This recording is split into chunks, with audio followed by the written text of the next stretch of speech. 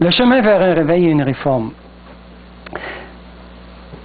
En Californie, où se trouve le pasteur qui ferait ces prédications-là, il y a une montagne qui a 14 000 pieds de hauteur. Et il y a des véhicules, dans son temps en tout cas, c'était difficile d'y monter. Mais aujourd'hui, c'est pavé. Et puis qu'il est maintenant les nouveaux SUV, là, comment ça s'appelle ça, des SUV, Sport Utility Vehicle, ouais. Les 4 roues, là, c'est des véhicules sportifs là, avec des bons moteurs. Alors, ils montent ça à 14 000 pieds sans problème. Ah, je trouve le mauvais bouton, c'est celui-là. Le point que j'essaie d'apporter est qu'en effet, les difficultés à suivre Jésus sont toujours là. Un tas de difficultés, particulièrement à la lumière de l'expérience de Paul. Vous savez comment Paul a eu ces difficultés lors de son séjour, lors de ses parcours dans l'Empire romain. Mais l'agapé de Dieu aplanit les difficultés. Un autre nom pour cette idée est une grâce abondante. Cela ne diminue en rien l'obéissance à la loi, mais cela la rend possible. Il semble que les adventistes traditionnels sont inconfortables avec l'idée de l'agapé. Cette grâce abondante, cette contrainte de l'amour agapé de 2 Corinthiens 5, verset 14. Car l'amour de Christ nous presse. D'autres traductions disent nous contraint, nous pousse à agir. Nous étreint. Ah, c'est bien. Mais on voit qu'il y a quelque chose, il y a un mobile à travers l'amour agapé qui fait qui nous pousse à agir. En anglais, le Nouveau King James dit « For the love of Christ compels us ». Ça nous pousse, ça nous pousse à agir. D'autres versions Darby en anglais « For the love of Christ constrains us ». C'est une autre façon de dire « nous contraint ». Ils sont également inconfortables, on parle des adventistes, de l'Église adventiste, l'enseignement traditionnel, ils sont également inconfortables avec l'idée du don gratuit et que la justification qui donne la vie s'étend à tous les hommes. Ça, on est inconfortable avec ça, que ce don est à tout le monde. Pourtant, on voit ça dans Romains 5, 18, de même que par un seul acte de justice, la justification qui donne la vie s'étend pas seulement qu'aux adventistes, à tous. Pourtant, c'est si évident dans la Bible. Ils sont aussi inconfortables, en tout cas un bon nombre d'entre eux, avec l'assurance que cette grâce abondante, cette contrainte, peut stimuler un réveil et une réforme, un repentir dans l'organisation de l'Église adventiste du 7e jour.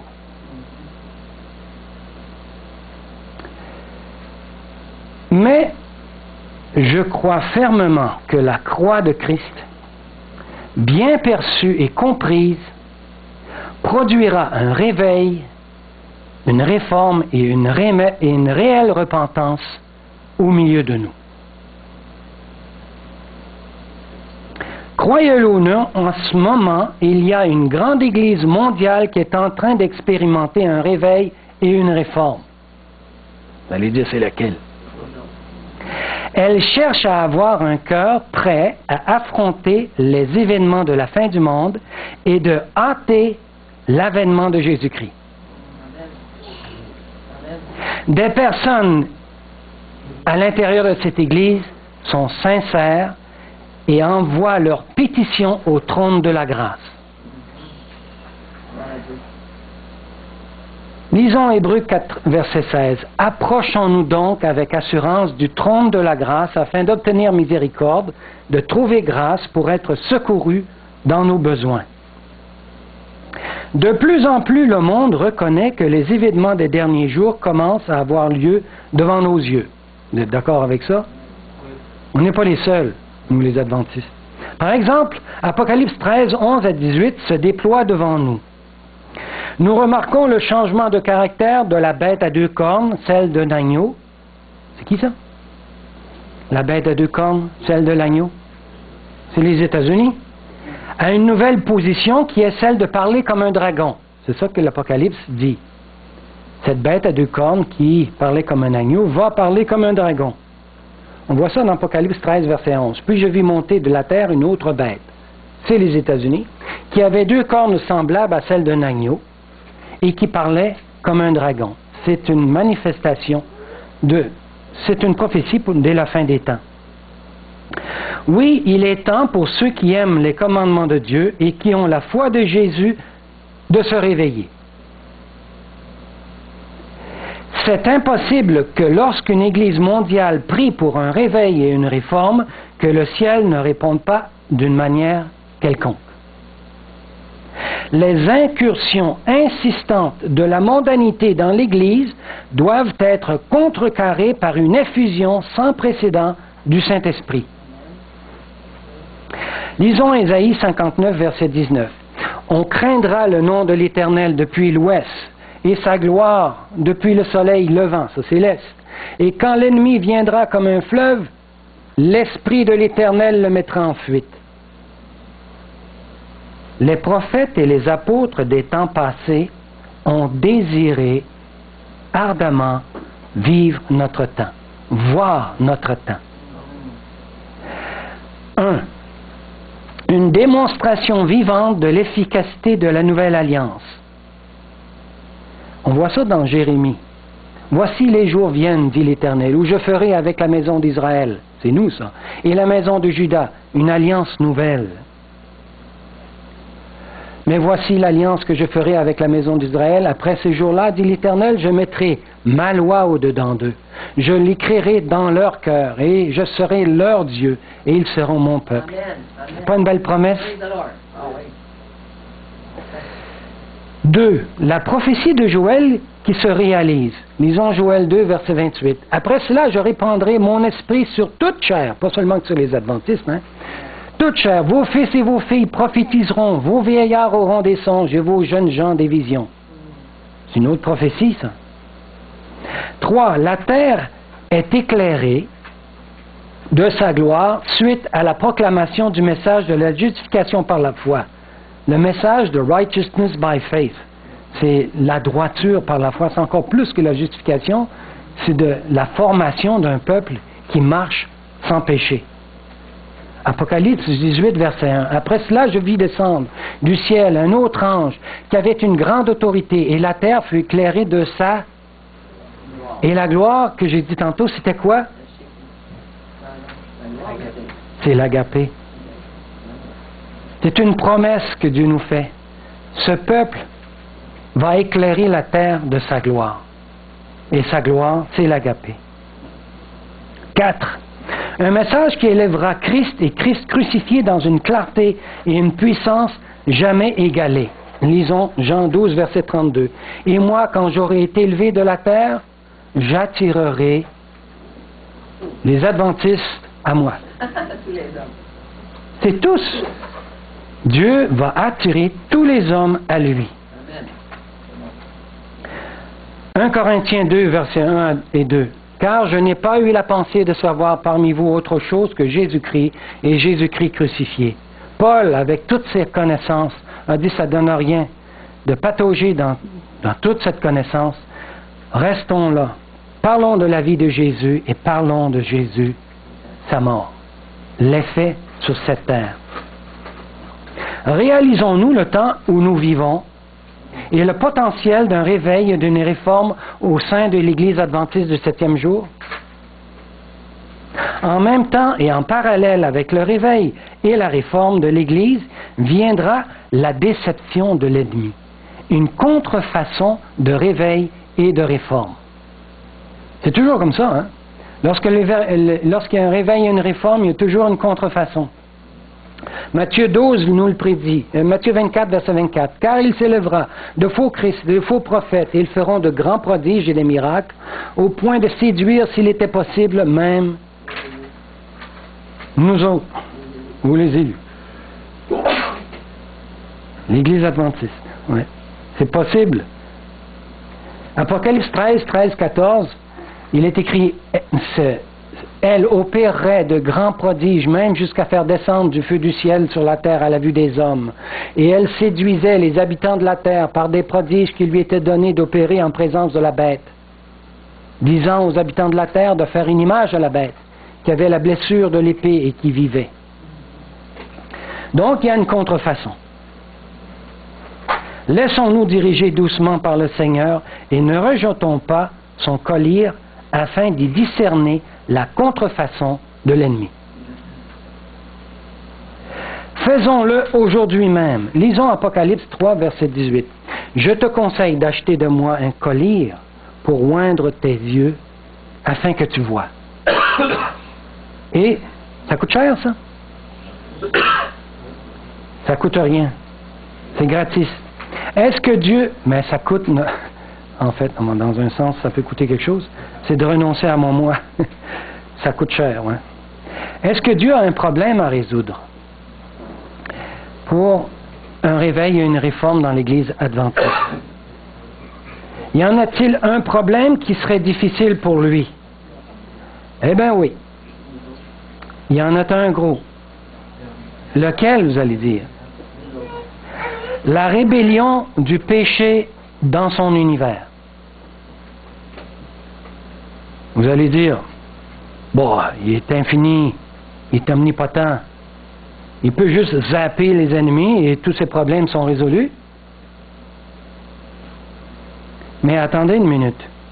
Il ne peut pas faire cela à moins qu'il ordonne cela en tant qu'autocrate divin. Et dans ce cas, il agirait comme qui? Exactement comme Satan. Donc, il ne peut pas faire ça. On le voit dans l'histoire de la Bible, lorsqu'Israël était en Égypte. Dieu aurait pu zapper les Égyptiens. Bon, maintenant, mon peuple, vous allez pouvoir venir, ils sont tous morts. Il n'a pas fait ça. Par exemple, Israël, son peuple était cruellement servi en Égypte. Comment peut-il les délivrer?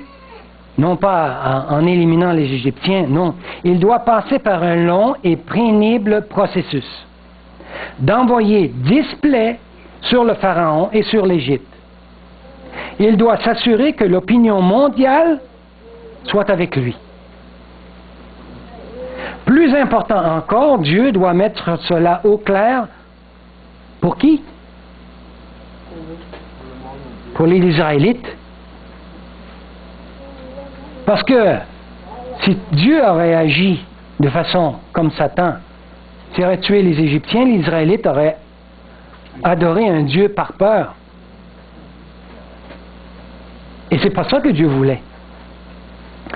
Alors, que doit-il mettre au clair? Que lui seul est le Sauveur, leur libérateur, sinon leur cœur ne pourra jamais vraiment être réconcilié avec lui. Si les Israélites croient le moindrement qu'ils ont participé d'une façon quelconque à leur libération, le péché continuera toujours à dominer leur cœur. Vous voyez où je veux en venir? Si l'on essaie par notre propre moyen à essayer d'avoir la victoire,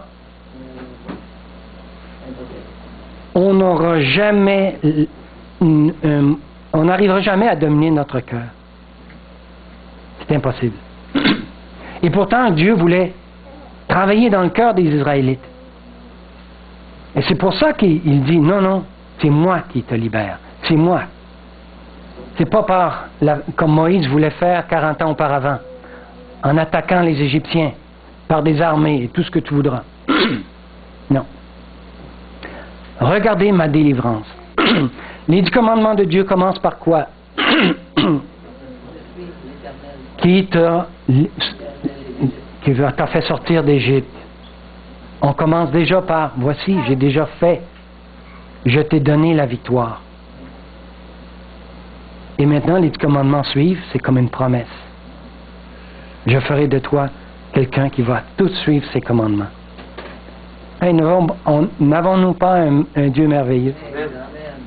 Même 1% de participation au salut par leurs propres œuvres annulera la puissance de son évangile aussi sûrement qu'un % d'arsenic mélangé dans un bon dîner. Et que ça va l'abîmer. Voici l'ancienne alliance. Mais cet ingrédient mortel que 1% ou plus fut mélangé au mont Sinaï quand les Israélites eux-mêmes ont voulu inventer l'ancienne alliance. Lisons Exode 19, verset 8. « Nous ferons tout ce que l'Éternel a dit. » Et c'est ça l'ancienne alliance. Ils n'ont vraiment pas saisi ce que Dieu voulait leur faire comprendre. Nous t'avons aidé à nous libérer de l'esclavage égyptien. Même si nous n'avons pas fait cela, alors nous ferons notre part dans cette affaire, dans cette entente, dans cette transaction, dans cette alliance. Nous signerons sur la ligne pointillée. Vous pouvez compter sur nous, Seigneur. Nous sommes prêts à faire notre part. Tout au long de l'histoire, des Israélites, cette mentalité de l'ancienne alliance a prédominé. Malgré toutes les tentatives de réveil et de réforme, cette mentalité les a finalement conduits à rejeter et même crucifier leur libérateur, celui qui les a fait sortir du pays d'Égypte. Leur sauveur. Maintenant, Dieu a-t-il un problème avec son Église aujourd'hui? Toutes les prophéties de Daniel et de l'Apocalypse, de Jésus dans le chapitre 24 de l'Évangile de selon Matthieu, de Paul dans son chapitre 20 du livre des Actes des Apôtres et du verset 2 du deuxième épître aux Thessaloniciens, nous disent tous que oui, Dieu a un problème avec son Église. Le grand ennemi qui a triomphé de l'ancien Israël est toujours vivant et actif. Voici ce que Jésus nous dit dans Matthieu 24, verset 4. Prenez garde que personne ne vous séduise. Alors, Satan veut nous séduire. Voici ce que dit Paul dans Acte 20, verset 29. Je sais qu'il s'introduira parmi vous, après mon départ, des loups cruels qui n'épargneront pas le troupeau. Et dans 2 Thessaloniciens 2, versets 3 et 4, il arrivera une apostasie et qu'on ait vu paraître l'homme du péché qui s'élève au-dessus de tout ce qu'on appelle Dieu. Et encore, le problème est la propre justice. Les théologiens sentent qu'ils doivent raviver ce principe de salut par les œuvres d'une manière quelconque ici dans l'Église adventiste. Ils ne peuvent pas admettre qu'il y a un sauveur qui fait toute la job. On ne peut pas accepter ça. Nous devons coopérer. Hélène White l'a écrit. C'est vrai. Mais on ne sait pas ce que ça veut dire coopérer. Est-ce que dans la coopération, il faut faire l'œuvre? Ou dans la coopération, on n'a qu'à croire que l'œuvre va être faite à travers nous? Hey, ça, c'est toute une différence. Et pourtant, nous sommes appelés à coopérer, mais pas dans le sens que nous devons faire l'œuvre. Alors on ne peut admettre qu'il y a un sauveur qui fait tout le travail. Selon eux, nous devons coopérer dans son œuvre de rédemption. C'est vrai, mais pas dans le sens. Pas dans ce sens-là. Pouvez-vous accepter cela? Quelque chose de significatif est en train de se produire partout à travers l'Amérique du Nord. Des milliers de membres d'Église évaluent l'ancienne alliance par rapport à la nouvelle alliance. Là, je vais vous faire entrer dans quelque chose que vous allez peut-être vous rappeler. J'ai l'audace d'avancer. Je vais vous demander de vous lever. Tous faire l'exercice en même temps. Et je vais vous demander de prendre un engagement devant Dieu. Vous allez répéter après moi. C'est curieux, hein, les sons sont différents maintenant que je m'entends différemment, maintenant que vous êtes debout. Vous allez répéter après moi ce que je vais dire. J'étudierai la Bible. Je prierai tous les jours. Je partagerai ce que j'ai compris de l'Évangile avec les autres. Je servirai le Seigneur Jésus-Christ de tout mon cœur, de toute mon âme et de toutes mes forces et de toute ma pensée. Mon cœur, de toute ma pensée. Je me préparerai pour la seconde venue qui est pour bientôt. Maintenant, vous pouvez vous asseoir. Amen. Amen. Alors, vous voyez comme c'est plaisant de se lever et de dire « Ouais, ouais, je veux, je m'engage à le faire. » Puis, il y a comme une effervescence. Puis imaginez s'il y en aurait des milliers là, qui se lèvent, qui disent « Ouais! » Nous ferons ce que l'Éternel a dit. Nous allons étudier la Bible, nous allons prier, on va faire de l'évangélisation, puis on va se préparer pour son retour.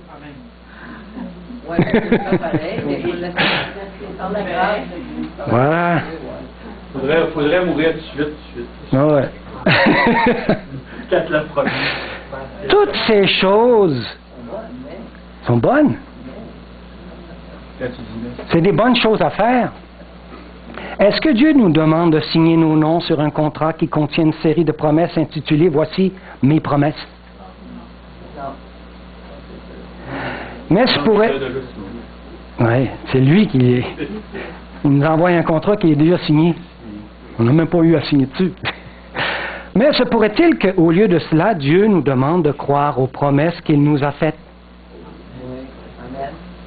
Hey, c'est-tu bon? Son engagement envers nous, plutôt que nos promesses envers lui.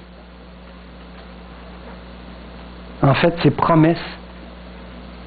Selon la Bible, la nouvelle alliance a toujours été la promesse unilatérale. Vous avez bien compris, là? Unilatérale. Ça veut dire que ça vient juste d'un bord. Et l'alliance entre Dieu et moi, c'est lui, il me promet. Est-ce qu'il me demande de promettre quelque chose en retour? Non. Tout ce qu'il me demande, le crois-tu? C'est-tu assez beau pour toi? Genèse 12, versets 2 et 3. Je ferai de toi une grande nation. Le croyons-nous? Je te bénirai. Le croyons-nous? Je rendrai ton nom grand. Et tu seras une source de bénédiction pour les autres. Hey! C'est pas qu'une espérance, c'est une certitude.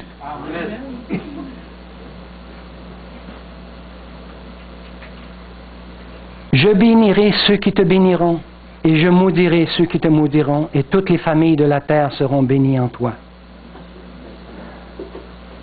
Ça me donne des frissons juste à voir l'immensité de cette promesse. Et l'ancienne alliance a été la promesse du peuple de Dieu à faire ce que la loi exige. Lisons Exode 19. Vous avez vu ce que j'ai fait à l'Égypte et comment je vous ai porté sur des ailes d'aigle? Si vous regardez mon alliance, vous serez pour moi un royaume de sacrificateurs et une nation sainte. Encore des promesses. Le peuple tout entier répondit, « Ouais, nous ferons tout ce que tu as dit. » Hey! Pas ça que je vous ai dit. Là. La question qui remue des milliers d'esprits est celle-ci. Qu'est-ce qui est la façon correcte et efficace de réaliser toutes ces 4 bonnes choses que nous avons dit tantôt? Étudier la Bible chaque jour, prier régulièrement, partager nos convictions et servir le Seigneur fidèlement. Se préparer pour sa venue. Pas simplement pendant une semaine, pour que le prochain sabbat, on reprenne encore une nouvelle promesse. ou deux, tandis que l'adrénaline émotive nous incite en ce moment à le faire, mais pour toujours. Jusqu'à la nouvelle terre. Même après que nous soyons retournés à nos affaires quotidiennes et pendant les vacances cet été, est-ce que l'efficacité de l'ancienne alliance produira un réveil et une réforme durable? Absolument pas. Dernièrement, j'ai entendu dire « Ah, les jeunes aujourd'hui, ils sont pas comme nous autres, hein, c'est fini, ils veulent plus entendre parler de la drogue, ni du sexe, ni de la cigarette, ni de l'alcool. Ça va être des jeunes pour le futur. » Mais on est encore dans l'ancienne alliance. Ça va faire son temps. Ça va revenir. Ça va faire l'autre bord. Ça va revenir. On voit l'histoire du peuple d'Israël. Et ça nous dit que ces réformes-là ne sont pas durables. Voyons Ézéchias. Ézéchias, un roi en Israël. À Jérusalem, le roi Ézéchias a convaincu toute la nation à participer à un puissant réveil et une réforme, selon l'ancienne alliance, faisant tout exactement selon la loi. Nous voyons cela dans 2 Rois, chapitre 18 à 20. Trouvez pas ça merveilleux? Un roi qui se lève et qui dit, maintenant c'est fini, les Baals et toutes ces cochonneries. On va adorer le vrai Dieu maintenant. Puis les lois sont là, maintenant on a décidé de les suivre. Moi je suis le roi, vous allez obéir. Grosse réforme dans le peuple d'Israël. Mais cela n'a pas duré longtemps, car on a laissé tomber ce réveil et cette réforme sous le règne de son fils Manassé. Maintenant parlons de Josias. Josias, le petit-fils d'Ézéchias, fils de Manassé, vint sur le trône. Encore une fois, un autre réveil et une réforme selon l'ancienne alliance. Enfin, cette fois-ci, ça devrait fonctionner. Mais encore une fois, tout a été abandonné avec la mort du roi de Josias. Le roi Josias, lorsqu'il est mort, le peuple d'Israël est revenu à ses bonnes vieilles habitudes. Maintenant en captivité, à Babylone. Suite à cela, la spiritualité du peuple descendit pour finalement arriver à une ruine nationale. Toute la puissance et la grâce de Dieu ne peuvent changer la nature de l'ancienne alliance qui produit un esclavage spirituel. Je vais vous mettre toute la puissance de Dieu, si on est dans l'ancienne alliance, on n'y arrivera jamais. La preuve, l'histoire du peuple d'Israël. Lisons 4, verset 24. Ces choses sont allégoriques. Ça veut dire que c'est intéressant à étudier. Car ces femmes sont 2 alliances, l'une du mont Sinaï, enfantant pour la servitude, c'est de l'esclavage.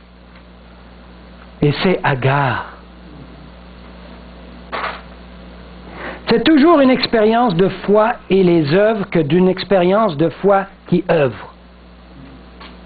L'ancienne alliance, c'est dire, je crois que Jésus est le Fils de Dieu et je vais faire. On mélange les œuvres et la foi. On dit le salut, c'est les deux. Et l'alliance, la nouvelle, le salut, c'est la foi qui œuvre. Il faut saisir ça. Comment est-ce qu'il arrive une foi qui œuvre, puis une foi qui en même temps, qui a les œuvres mélangées avec la foi, mais ce n'est pas la foi qui œuvre. C'est l'ego. Exact. Lisons Galates 5, verset 6. Car en Jésus-Christ, ni la circoncision, ni l'incirconcision, c'était quoi cette affaire-là?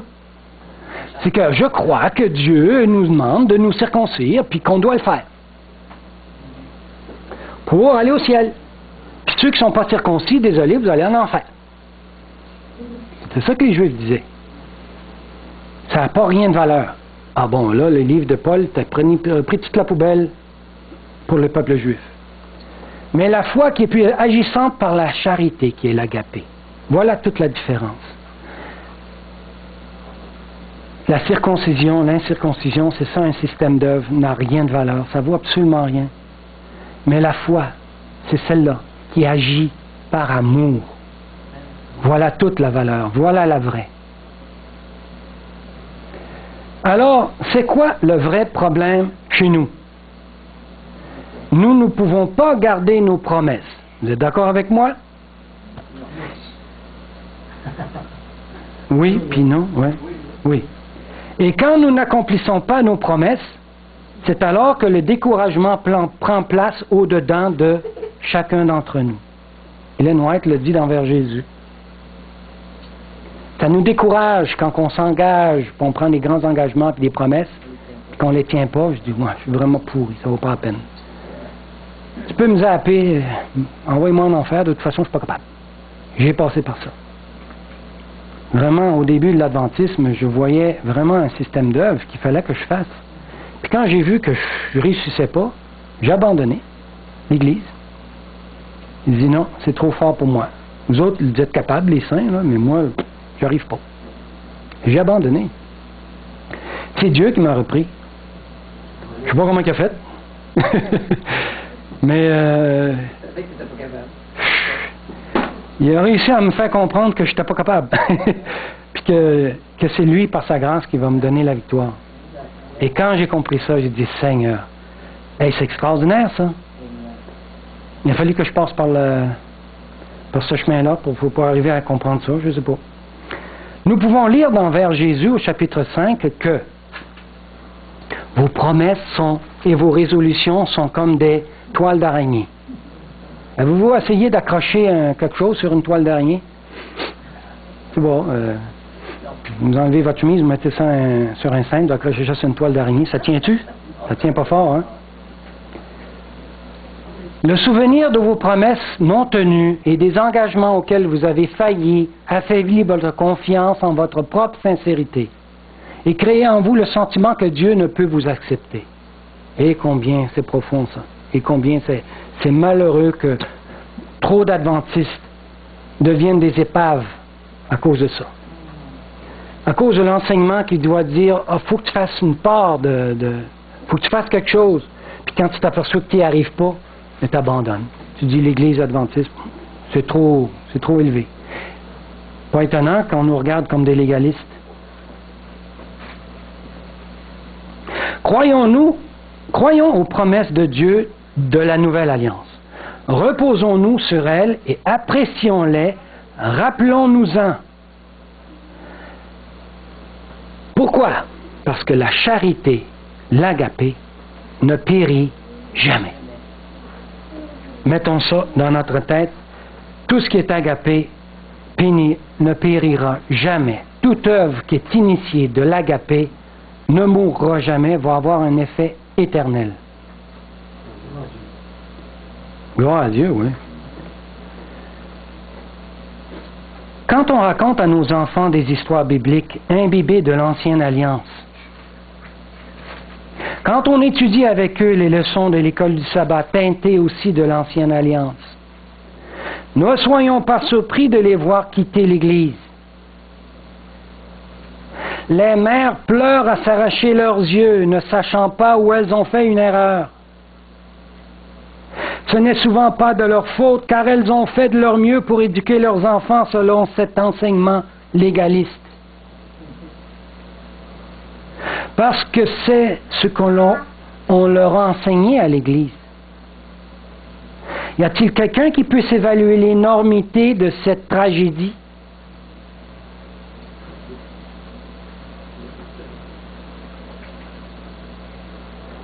Plus nous avançons dans le temps, plus les appels qui nous font peur s'intensifient. Fin du monde va arriver, là. Hey, le pape, là, il s'est allié avec le président des États-Unis, là. Alors, regarde ça, là. Intéresse-toi à ça, là. Ça montre que la fin du monde arrive. Alors, regarde les tsunamis, là. C'est quoi le mobile en arrière de tout ça, là? Sinon, c'est la peur. Qui nous dit, oh, ouais, il va falloir que je fasse quelque chose, là. Jésus s'en vient, là. Vous ne voyez pas en arrière que c'est Satan qui se fait un plaisir à nous faire peur? Il est vrai que les désastres normaux provoqués par l'homme deviennent de plus en plus fréquents. La méchanceté dans les quartiers riches est de plus en plus publicisée et la moralité en général est en baisse. C'est vrai. Nous voyons de nombreux signes nous criant « Soyez prêts car la fin est proche ». C'est vrai. La fin est proche. Mais est-ce que la peur et les inquiétudes égocentriques peuvent produire un réveil et une réforme nécessaires à cette préparation? Non, absolument pas. Peu de temps après la Deuxième Guerre mondiale, un prédicateur respecté a exprimé ces paroles d'espoir. Les désastres en Europe mèneront à un réveil et une réforme spirituelle dans les églises chrétiennes de l'Europe. Vous allez voir. Malheureusement, il a admis dernièrement que cela ne s'est pas produit comme il l'espérait. Il y a eu une effervescence. Le monde retourne à l'église, comme au 9/11, où les deux tours ont tombé. Tout le monde dit « Ah, on tourne à l'église ». Pendant un certain temps, l'église était pleine. Là, ça a descendu. Puis aujourd'hui, c'est revenu comme c'était avant. 2 mois après que les tours jumelles furent tombées, la fréquentation des églises est revenue comme avant. En fait, tout le long de l'histoire sacrée, nous avons lu comment la peur n'a jamais produit un réveil durable. Alors, qu'est-ce qui fonctionne? La réponse, c'est l'Évangile. Le vrai, pas le faux. Il y a 2 évangiles. Pourquoi? Parce qu'il atteint le cœur humain. Et c'est là la source. Il motive bien plus et mieux que ce que la peur peut faire, et cela de façon durable. Il y a bien longtemps, un auteur sage a dit que lorsque Christ reviendra, il marchera sur un tapis de velours. De crainte que ses pas éveillent la peur, pour qu'ainsi le message de son amour puisse vraiment motiver son peuple. Tu vois pas ça beau? Il veut plus nous faire peur, là. C'est pas le temps. Nous vivons en un temps de sursis. Vous êtes d'accord avec moi? Ça fait 167 ans qu'on attend. Christ retarde sa venue. Et pendant ce temps, le ciel nous examine pour voir comment profonde et complète est notre appréciation du cœur de cette grâce abondante du Christ. Rien de moins permettra à quiconque d'entre nous de supporter les épreuves que nous tous savons qu'elles viendront sûrement avant la fin du monde. Et la seule façon que nous allons pouvoir y passer, c'est avec un cœur nouveau. Autrement, impossible. Dans ce temps du grand jour de l'expiation cosmique qui a débuté en 1844, le peuple de Dieu doit avoir une meilleure compréhension de l'Évangile que n'importe quelle génération qui nous a précédés avant nous. Dieu veut nous donner un cœur nouveau, un esprit nouveau. Le laisserons-nous faire? Ézéchiel 36, verset 26. Je vous donnerai un cœur nouveau. Je mettrai en vous un esprit nouveau. J'ôterai de votre corps le cœur de pierre, et je vous donnerai un cœur de chair. Voulons-nous le laisser faire? Oui. Ainsi, nous pourrons proclamer la vérité dans l'agapé. Aussi, nous nous détournerons de toute vent de doctrine. Christ est anxieux de répandre dans nos cœurs cet amour de Dieu qui est l'agapé. Ah, qui a hâte. Amen. Amen.